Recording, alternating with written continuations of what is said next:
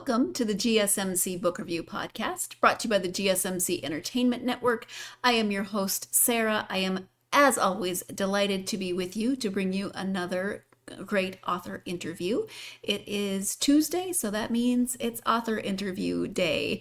I hope that you're having a great week so far. As we are getting started, I would like to do what I always do and ask you to like, follow, subscribe on whatever platform you are listening to or watching this episode on. That really does help us out on the podcast. It helps out the entire network, actually. And in terms of helping out this podcast and the entire network, if you would like to help out in a different way, you can leave a tip or a donation at gsmcpodcast.info. If you have a question or a comment for me and you want to leave that along with your tip and donation, I will see that and then I can answer that question at the beginning of the next episode. I would be happy to do that. I love engaging with my followers, with the followers of this podcast, whether that's on social media or through the comments that you leave on the episodes. So if you'd like to leave a tip and a donation and a comment and a question, or put an or where I put an and, you can do so at gsmcpodcast.info. And I thank you, as always, for every bit of support you give, no matter what that support looks like. It is always greatly appreciated. Thank you so much. So, how is your week going? It's Tuesday. It is one of my favorite people on the planet. It's her birthday. She is 17 this year. All of my nieces are growing up way too fast, but she is a bookworm. Both she and her sister just absolutely love to read. I have most of my nieces, all of my nieces? I think all of my nieces love to read. I shouldn't say most. They all love to read. Maybe not quite as voraciously on the same scale they all do, but I mean, two of them work at libraries. One of them has been on the podcast with me. The others, they all love to read, and they probably read more books every year than I do. So anyway, the 17-year-old it's her birthday today, and she, in addition to being a bookworm, is creative. She taught herself embroidery and to crochet, and she has been making me laugh since she was a baby. She was the funniest baby you've ever met. She was just hilarious. She had these facial expressions and she had this personality that was just so adorable. She was a baby at an odd time in my life. It was emotionally complicated. I'd been through a rough experience, and I spent a lot of time with her one summer between an internship and going back to grad school, and I spent a lot of time with her. She was a baby, and she helped. She was my personal therapist, and I will forever be grateful to her for that. So happy birthday to the 17-year-old. I just love you to pieces, and can't wait for the next 17 and the 17 after that, and we'll just keep going. So my week so far is going great. Actually, you know what? May is a lot of birthdays. One of my best friend's birthday was yesterday. I refer to them as my grandchildren. I don't have grandchildren. I don't actually have children. I just have nieces. But I nannied for 2.5 years between high school and college. Not sure if I've ever talked about that here. But those kids who were 2.5 and 3 months when I started nannying are now, the 2.5-year-old is now in her 30s and the mother of 2. And the 3-month-old is now in his 30s, and he and his wife are expecting their first baby in September. So I joke that those are my grandchildren.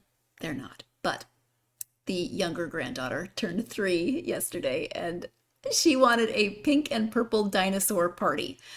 How can you not love that? So I am surrounded by amazing girls, young women. I'm blessed. And whether they're actually my granddaughters or not, doesn't matter. Love them the same. So anyway, that's my week. Lots of birthdays, lots of celebrating. I'm on a different continent, but still sending them love across the miles, and very excited about that. So you probably don't want to hear about every birthday that's happening in May, although there's a lot. May's a good month for birthdays in my family. How about we talk instead about books? In this case, the first book in a new series. Today I am speaking with author Aurora Ascher. We are speaking about the first book in her Elemental Emergence Series, bringing that up now. So let me go ahead and give you the description of this book. It is as follows. Some follow their destiny, others fall for it. For humans, Salazar's is a place of mystery and wonder. For Harrow, it's a place to hide from those who slaughtered her entire clan, a haven where she can disguise both her abilities and who she really is, until he arrives. He has no recollection of who or even what he is. He only knows that he's a monster, with wings and powerful abilities never seen before. But beneath the layers of rage and isolation, one glimpse into those inky black eyes reveals a soul that calls out to the loneliness in Harrow. And so she chooses him. She is drawn to the mystery of him, her unquenchable need for his kiss, and as powerful enemies align and conspire against them, Harrow knows their only hope is escape. Now, with every secret she unlocks from his past, a shadow from her own whispers free, luring enemies who will stop at nothing to get their final revenge on Harrow. And she's given them the perfect weapon, because her winged beast is not what he seems. But maybe it's time they finally learn, neither is she. So that is the description of Sanctuary of the Shadow. Again, it is the first book in the Elemental Emergence series, and it is... I just tried to move something. I'm going to have to edit this like crazy. It is fantasy, as you can tell. It is romantic fantasy, which I just learned a few months ago that there is that mashup word romantasy, which I love mashup words. I can't believe I never made that connection before. But this is romantic fantasy. You get, I mentioned, identity issues at the end of the last episode when we were talking about this week's interview. Harrow is the only surviving member of her entire clan, species, whatever, what have you. This is fantasy, so there's different kinds of elementals in this case, and she's the only surviving member of her family.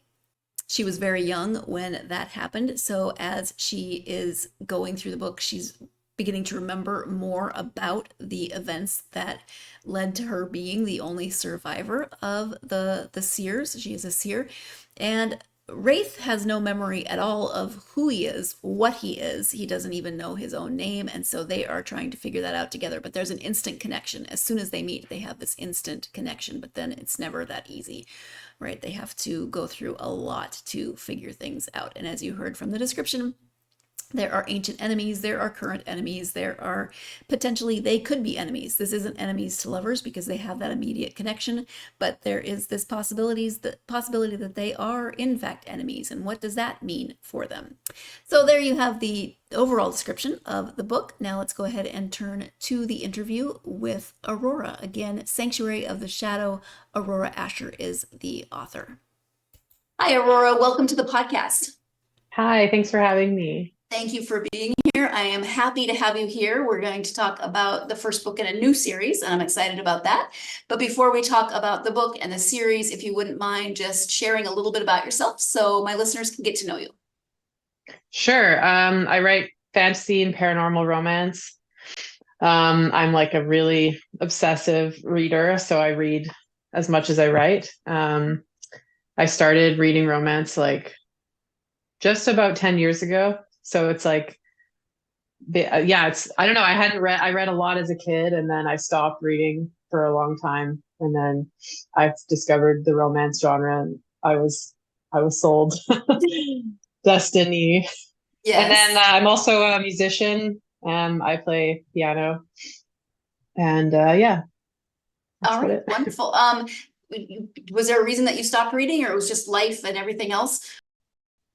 Yeah, I think it was because I wasn't reading the right stuff. Like I just thought books were boring. Like I had read like lots of the average popular fiction books that people talk about. And I was just like never that interested in it. It used to take me like months to read a book, and I would always be like, whatever, reading is boring. And then I just realized the first time I read a romance book, I realized that I was just not reading stuff that I had really been interested in, because once I found that, I was like, I would read a book in a day. So. That's my brother didn't like to read much as a kid until my mother got him reading encyclopedias. So really, you just have to find what sparks your interest. I would not have guessed that, but it is. That's very true. And now he reads constantly. But so the book is Sanctuary of the Shadow, and it's, like I said, the first in the Elemental Emergence series. So can you give a bit of an overview of the series and also this first book? Sure. So the series is like, it's a fantasy world. We have 5 elemental queens. So there's elemental magic, earth, air, fire, water, ether. And then the kind of world is split into 5 territories, and each is ruled by a queen who's kind of like a master of that form of magic. So the first book is about Harrow and Wraith. Harrow lives in a traveling circus, and she's a seer, which is water magic. And she meets Wraith, who is, we don't know what he is when we meet him, and that's kind of their journey, is figuring out where he came from and what his story is. Yeah, I mean, when we first meet him, even he doesn't have a clue who or even what he is. Yeah. So it's a lot to figure out there. What was your initial inspiration for Harrow and Wraith's story? I had a few things. Like, I had just finished another series that I actually haven't published. One day I'll publish it, but it was like the last book of the series was like very intense to write, and like there was character death, and it was really took tons of research and lots of angst, and it was very like grueling emotionally. And I wanted to write something that was kind of like fairy tale-esque, that was just really like just like a warm hug to read, kind of. So that was where I kind of wanted to write the like destiny, like soulmates, like the moment they meet, there's a connection, versus, you know, if you read a lot of like enemies to lovers, it's nice to take a break and read something like that every once in a while.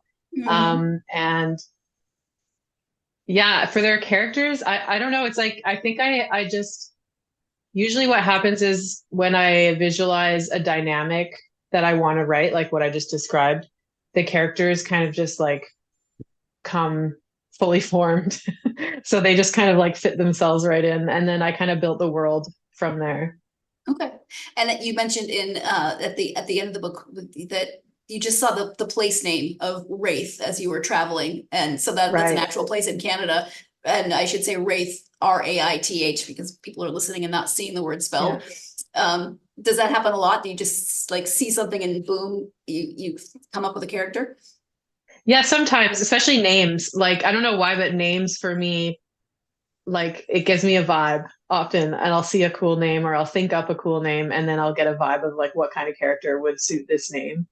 So that's definitely what happened with Wraith. Is I was like, oh, like I said in the author's note, I was like, it's kind of like misspelled, and like that would be such a cool character name. And then it was like down the rabbit hole from there.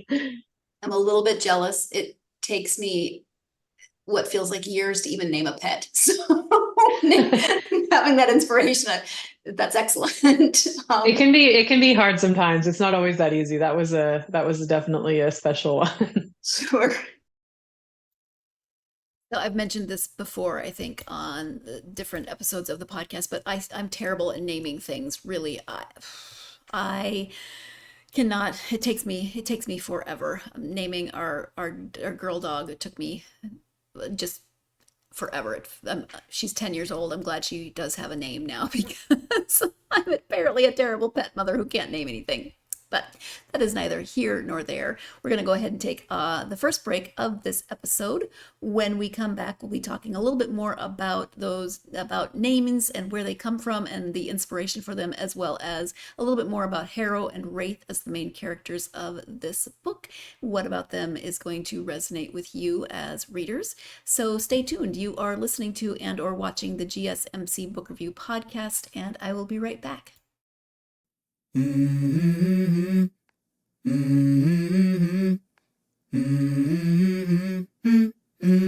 go.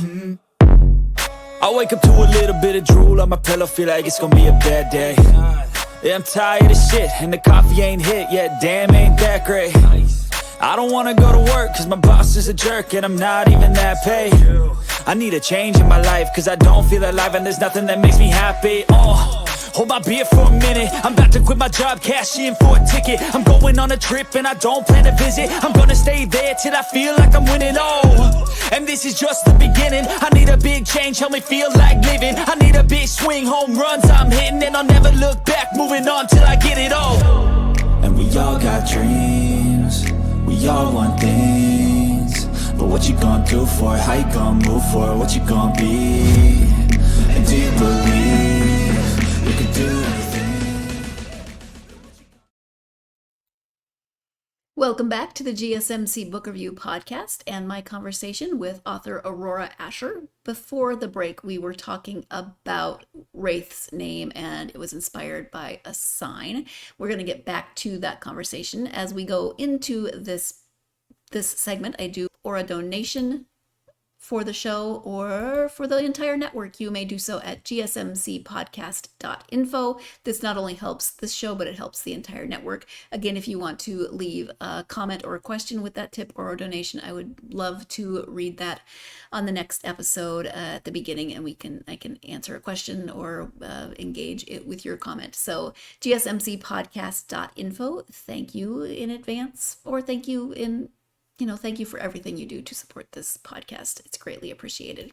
So as I said before the break, we were talking about Wraith and his place name, and turns out that Harrow also possibly got her name from that same road trip. So let's go ahead and return to the interview with Aurora. Especially with something like fantasy, where some authors work really hard to come up with names that, have some kind of meaning, whether in the world or the type of character that they are developing.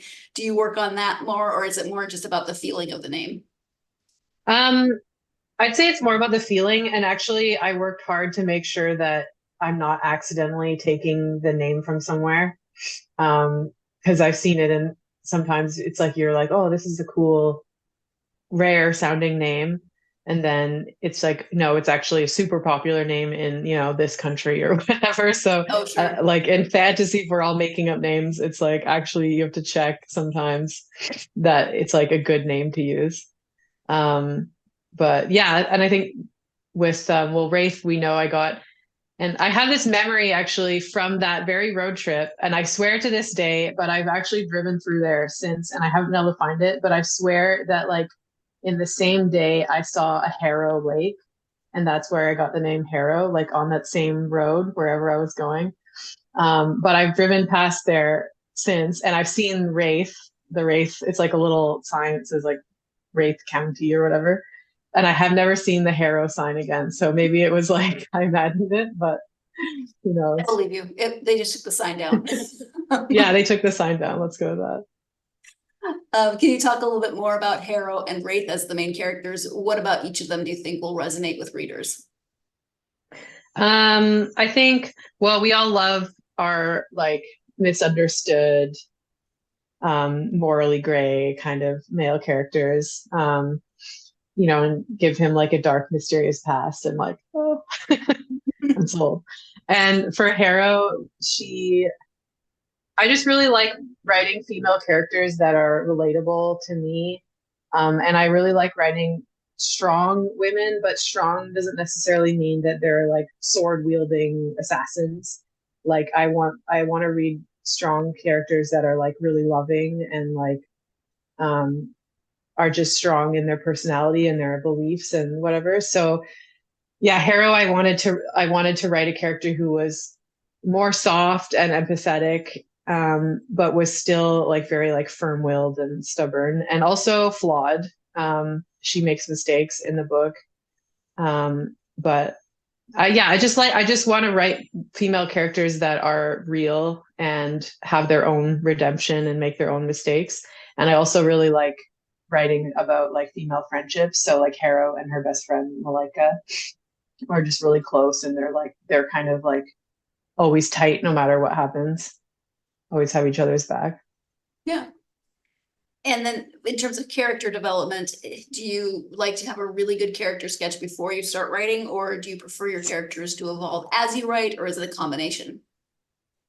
I think it's a combination. I'm very like cerebral. Like I don't often write things down.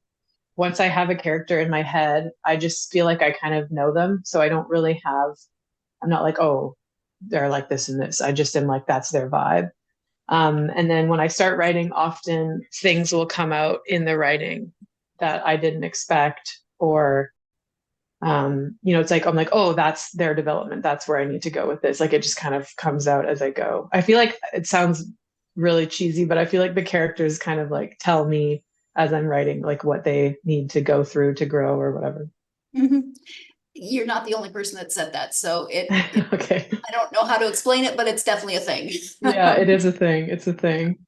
So, and then in terms of what's your world building process like? Because this is, you've got the 5 territories, you've got the different elements and the elementals.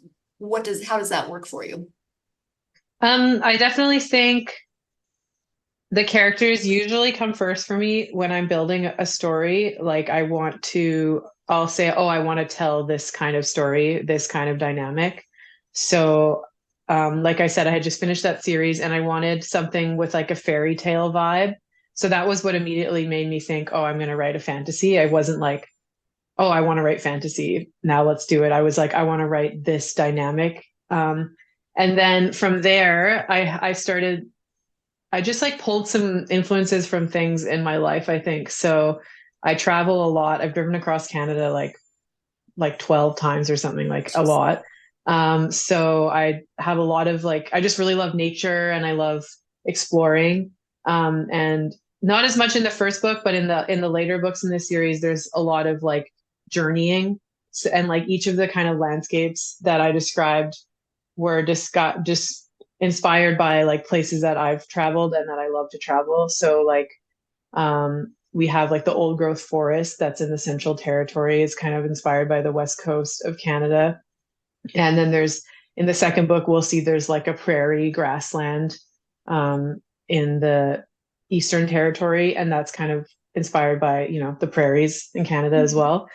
And then for the circus setting, I live in Montreal and it's kind of considered the circus capital of the world, which I did not know when I moved here. So like Cirque du Soleil, who everyone knows is started here. Okay. And they have like a permanent like tent set up here and you can just go. So I go to Cirque du Soleil like twice a year. It's so good. I love it. Wow. And I have friends that their like career is in the circus, which I never really thought that was like a thing that you could do until I lived here. So I think, and I'm never going to do that myself, but it's really inspiring. So I think that was what made me want to put that into the book as kind of a background setting. Yeah, fun. And so you mentioned 5 queens, 5 territories. Will there be 5 books in the series, or do you have that plotted out yet? I actually don't know. As of right now, there's definitely 3. But I think I wanted to write 6 originally, so we'll see. I have like a rough kind of like idea of like what's the overall thing that's going to happen in the series, and then I write what's called interconnected standalones. So like each book ends the like happily ever after for that couple. Right. So then I have like 6 in my head. I have 6 stories that I would want to write for that world. Right. But I know there's 3 right now for sure. And then we've met Malika. She's the character of the next book. Is there anything that you could say about that you're comfortable sharing about that next book? Yes, I've basically written that book, but I'm going to keep her hero a secret for now, just for fun. But yeah, she's a really fun character. Like she's kind of like how I described. I wanted to write Harrow, who's not a sword wielding assassin, and she's more of a gentle kind of nurturing character. Malika is definitely the reverse of that. So she's like really stubborn and really headstrong, and she's also physically strong. She's an acrobat in the circus, so she's like backflips and splits and like everything.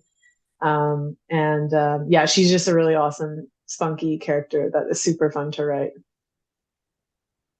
Malika is a hybrid, so Panther, big cat, the Panther, or Black Panther hybrid. Yeah. So that she has like certain animal traits, like a tail and claws. and Wraith has claws and wings, and so sometimes my very literal brain gets stuck on things. So as a writer, when you're writing fantasy and you can kind of play with the world, and it doesn't have to be as exact as quote unquote our world. Do you ever get just kind of stuck on, okay, wait, how does this work? She's got a tail, he's got wings. What do you ever get stuck on some of those details, or do you just kind of go with it? I think I've done a lot of reading of everybody has wings and horns and claws, and like I think that makes it a lot easier because it's like almost normal to me at this point. Like it's like to write a character without wings is weird. You do have to do, like, if you're writing like sex scenes or like, I don't know, cuddle scenes or any kind of like body movements, you have to keep in mind, like, does he have claws right now? Because if he's grabbing her ass or something, like, he needs to make the claws not too sharp, or not, make sure you mention that, he's not digging them into her skin, or like if they're cuddling, like, does he wrap his wings around her, or like things like that. All right, that was going to be my follow-up question, because Okay. it's not closed door. I mean, it's not a huge amount of spice, but there's spice. So, it's I always think about that. How much thought goes into where are these extra body parts going? Yeah. And I've read books where the extra body parts actually factor into the sex. So there's a lot of things to consider. If you have spent any time with me on this podcast, I mean, even the last segment, you already know that I am an overthinker. I mean, just the naming of the pets, right? That gave you an indication that, yes, this person is an overthinker. So, yeah, I do tend to overthink when I'm reading paranormal or fantasy romance. Then there are some spicy scenes. But that's okay. Everyone's spice level is different. And if you are not an overthinker, or maybe it doesn't matter to you. But yeah, I can sometimes overthink, and that's just my own issue. But we're going to talk a little bit more about this same subject when we come back, but it is time for our next break of this episode. Please stay tuned. You are watching and or listening to the GSMC Book Review Podcast, and I will be right back.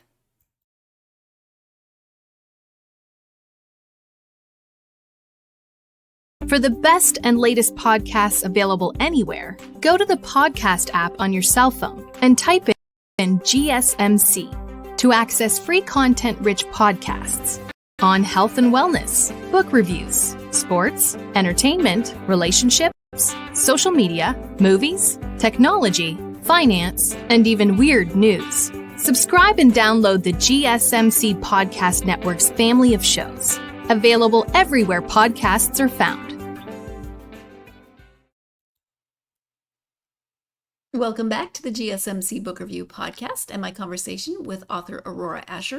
Before the break, we were talking about extra body parts and me being an overthinker, because yes, of course I am an overthinker.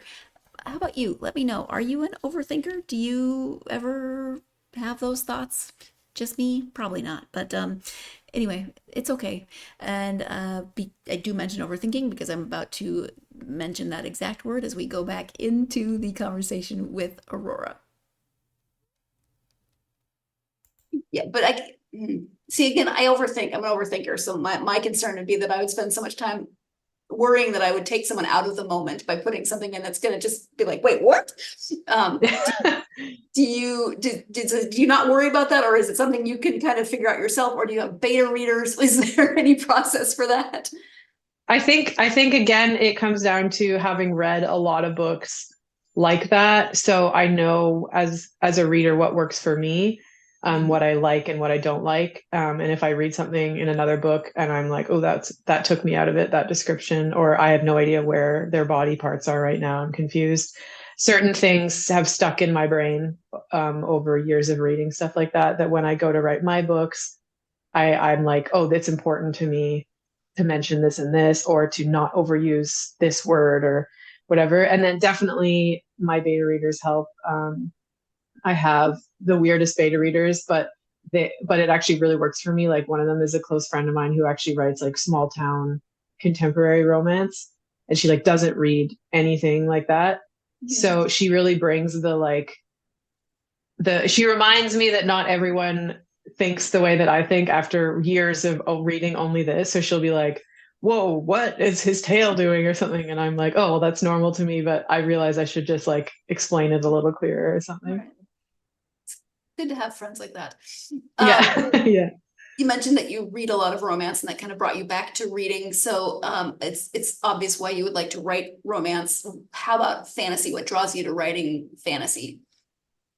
As a kid, I was obsessed with reading and like always read fantasy. They were kids' books, but I don't think I read a single kids as a kid that wasn't a fantasy. Like I was obsessed with Harry Potter, like every other kid, but like I had a bunch of other books. And I've just always had like a really vivid imagination. And I just really love reading and telling stories that are just like fantastical, like outside of the realm of our reality or whatever. So I started with paranormal. And it just seemed natural. Like I had written a paranormal series, I had started another paranormal series, and I was just like, let's invent a world. Like let's just go all out. Like because paranormal is very much like set in our world, but then you add in supernatural elements. But fantasy, you're like, there's a completely different realm that maybe or may not even have anything to do with Earth. Like you just make up everything. Yep. And you mentioned that book 2 is pretty much written. So what are you working on now? Are you finishing that one up? Are you working on book 3? Something else completely? Yeah, I'm doing edits for book 2 right now. So it's written, but it's like in a very rough format. So yeah, I'm about to start diving into the developmental edits. I'm also writing another book for my paranormal series. So I kind of have like juggling multiple projects. Is that, do you enjoy juggling and going back and forth, or do you sometimes get a little confused as to which one you're working on? It definitely depends. I tend to have a bit of a one-track mind. So if I'm really into a project, stopping and working on another project doesn't work for me, and it can actually like stop my progress. So if I'm like really like I know exactly what I need to write and I'm really fired up and inspired, I'll just only do that. But if I get stuck or like blocked or just like a little tired, it can be good to switch it up. Sometimes, like right now, I'm writing the other book, like, and that's like blank pages, sit down, write. And sometimes it can actually be good for me to stop and go do some editing because it's like the words are there. You're just playing with sentence structure or like world building or whatever. It's like a little bit less forceful creative output. So it can be a bit of a nice break. Mm-hmm. For people who are watching who may be new to you and your books, do you want to give a quick overview of the paranormal series as well? Sure. Yeah. It's called the Hellbent series. And it's about a group of demons that decide they're like sick of being evil. It's like funny and a lot more, it's more comical, dry humor than my fantasy books. And yeah, so they get tired of being evil demons and playing by the rules. So they decide to escape hell and they move to Montreal where I live. Love it. And yeah, it's a lot of like, it's fun. The first book I wrote was kind of like a joke challenge for myself. And I was like, I want to write, they always say, write what you know.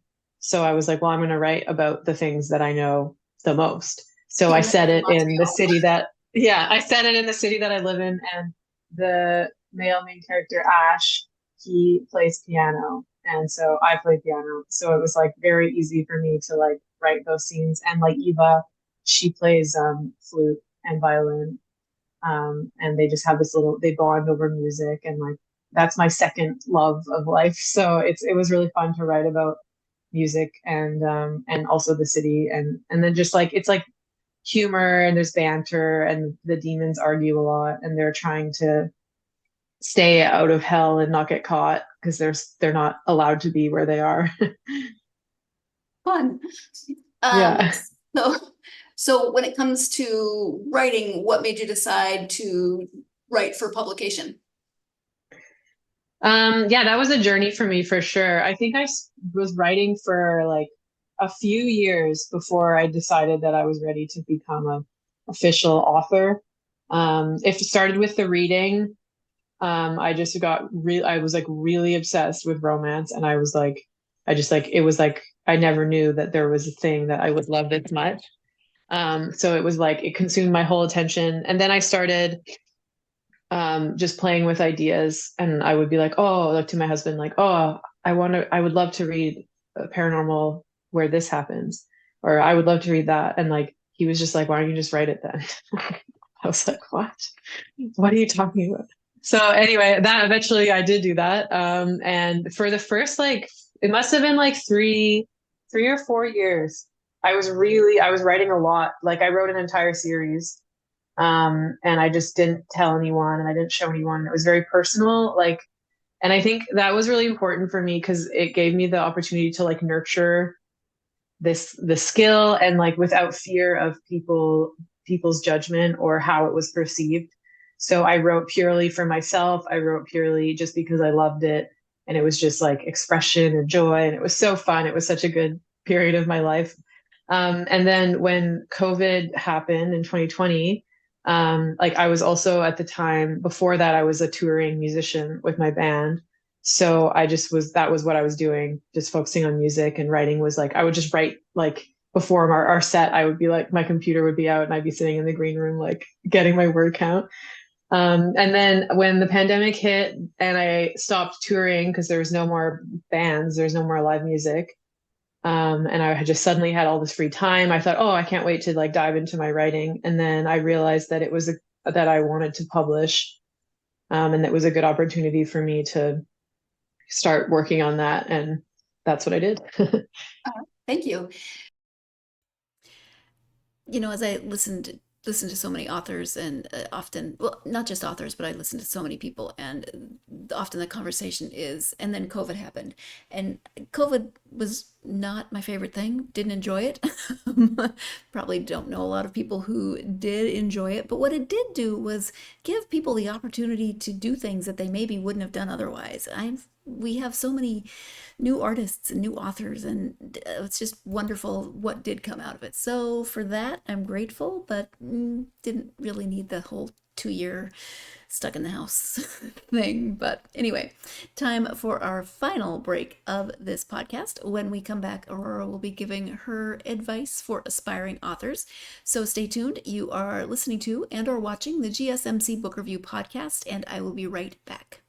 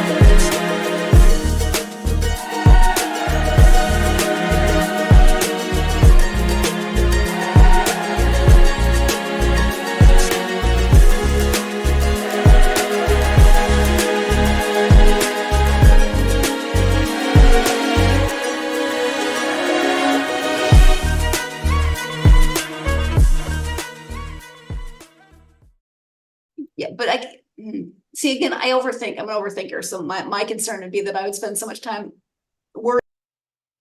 Welcome back to the GSMC Book Review podcast and the conclusion of my interview with author Aurora Ascher. Before the break, we were talking about what finally inspired or pushed, or however you want to look at it, what inspired her to write for publication. And so let's go ahead and get back to the interview with Aurora. From that experience, do you have advice for aspiring authors? Totally. Yeah, I would say like I got a lot of pressure from people that love me and care about me, like my husband and my family, to publish before I felt like I was ready. And I don't think it was obviously well-meaning, because like I let some people read what I've written, and people were like, it's so good. Like, you're writing all this stuff, you're creating all these worlds, like people need to read this. And I just wasn't ready. And I just was like, and I like didn't for a few years. And I'm really glad now that I waited, because making that transition to an author, it totally changes your approach to your writing. It's not just for you anymore. And when you write something, there's a little part of you that's like, how is this going to be perceived? Or if like when your book comes out, it's no longer your book, it suddenly belongs to everyone else. And you're opening yourself up to hearing people's opinions that you may or may not want, or, the reception of the book. Your favorite book that you've ever written might do terribly, but then the book that you think is shit, everyone loves it. So it's like it's like there's them and then there's you, and you have to kind of build that wall of defense. And I think for me, that time that I took waiting until I really felt like I was ready to share my work with people was what gave me the strength to kind of prepare for that. Mm-hmm. Yeah, it's amazing how something that I did a lot of public speaking, and I would say something and then somebody would come up to me afterwards and say, oh, this really resonated with me. And I thought, did I say that? Or, you don't realize how people are going to interpret what you read. Yeah, write they or hear say. what they want to hear. Sometimes it's great and, oh, that's a new perspective. And sometimes it's just baffling. Yeah. Oh, I usually ask about favorite genres, but romance definitely. But let's talk about favorite authors within those favorite genres. If you can share some of your favorites. Sure. I think that some of the authors that made me want to write paranormal romance were Cressley Cole and her Immortals After Dark series. And then, of course, the first paranormal romance series I ever read was J.R. Ward, Black Digger Brotherhood. Most people who read paranormal know that series. It's kind of like the baseline. And then another one was Larissa Eon. I'm not sure how to say her last name, but she wrote the Demonica series. It's about a demon hospital. It's so cool. Where do supernatural creatures go when they get injured? They need a demon hospital. So that's a great series. Yeah, and I also read I love indie romance. I just love weird stuff. So I read a lot of sci-fi and monster romance. And then I don't know, I tend to read anything that I'm not writing. So a lot of people are like, oh, what's your favorite romantasy author right now? And I'm like, honestly, I can't tell you, because I can't read the genre that I'm writing in, or it messes with my head. So yeah, I was reading a lot of contemporary and small town while I was writing that book. Yeah, well, makes sense. I mean, and it gets you a slightly different perspective for yourself too. So that's always fun. Yeah. Audiobooks. Do you have audiobooks for any of your series? I have one for Sanctuary. That's the only one. That was my first audiobook that I've made. Okay. Well, I didn't make it, but that was made. Yes. I always like to check and just see, because there's lots of different ways that people like to consume books. So social media and internet. I know you have a website, so if you can share the website as well as any social media that you're active on. Sure. My website's Aurora Ascher, just my name.com. And then I have a newsletter. I'm pretty good at my newsletter. That's probably one of my main kind of communication outlets. So there's a sign up on my website. I also have Instagram, TikTok, all that stuff. It's aurora.ascher.author. I'm probably most active on Instagram, and I have a Facebook group. Okay. Which all that stuff is on my website. Yeah. Okay. Thank you so much. Aurora, is there anything that we haven't covered that you want to make sure that you highlight during this time? I don't know. Well, I guess I should mention that my paranormal series, Hellbent, was indie published originally, but it was picked up by a publisher recently. So I'm adding new scenes, and we're kind of revamping the series, and we're going to be republishing it starting January next year. So that's kind of my next big project. And then I think the next Elementals book is going to be out in next year, spring. So we can look for that too. All right. That's very exciting about the first series. Yeah. So congratulations on that. Yeah, thank you. And I want to say thank you for taking time out of your weekend to talk to me about both series, but especially about Sanctuary of the Shadow. I really appreciate it. Yeah, thanks for having me. It was fun. Thank you once again to Aurora for joining me to talk about the first book in the Elemental Emergence series. I am looking forward to the next books in the series, especially learning more about the character of Malika, who is in the first book, but she will be the main character of the second book, and then seeing who else is brought into the series and how many books are in that series, etc. So looking forward to that. You know what I did not mention at the beginning was that I have a completely different space that I'm recording both the interview and this episode in. I'm sure you noticed it because you're all brilliant and observant, but we did move I moved from the office where I was, so no more tourists behind me. I don't know if you'll miss that or not, but different location now. So anyway, thank you again to Aurora. If you're a fan of fantasy, if you're a fan of romantic fantasy, if you're a fan of romance, then this might be a book and then a series that you want to check out. It is, again, fate. It's kind of the fated mates, but not, sometimes fated mates can be it can feel a little forced sometimes, and this is not that at all, but there is that sense of fate or destiny when these two characters meet. So if that is a trope that you enjoy, then this might be a book that you would like to check out. And then of course you might fall in love with the characters in the world and want to check out the rest of the series, or you may want to check out Aurora's paranormal series as well. You can do that also. So hopefully you enjoyed the episode. I hope that you will join me for the next episode when I will be speaking with author Melody Edwards.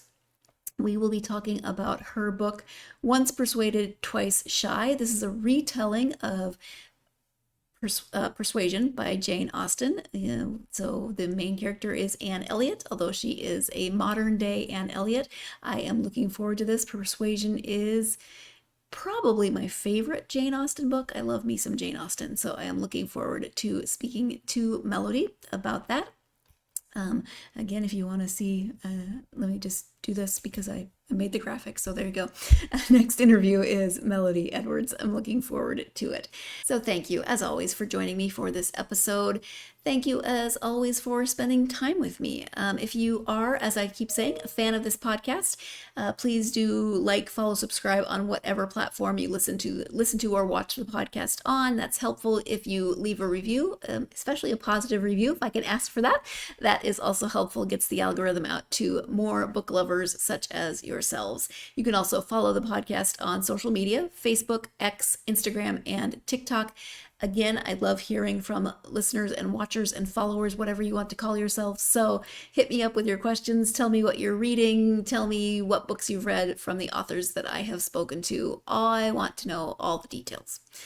Thank you as always, and I hope that you are having a great week so far, but whatever is going on in your week, I hope it gives you plenty of time to get yourself lost in a good book. Thank you so much.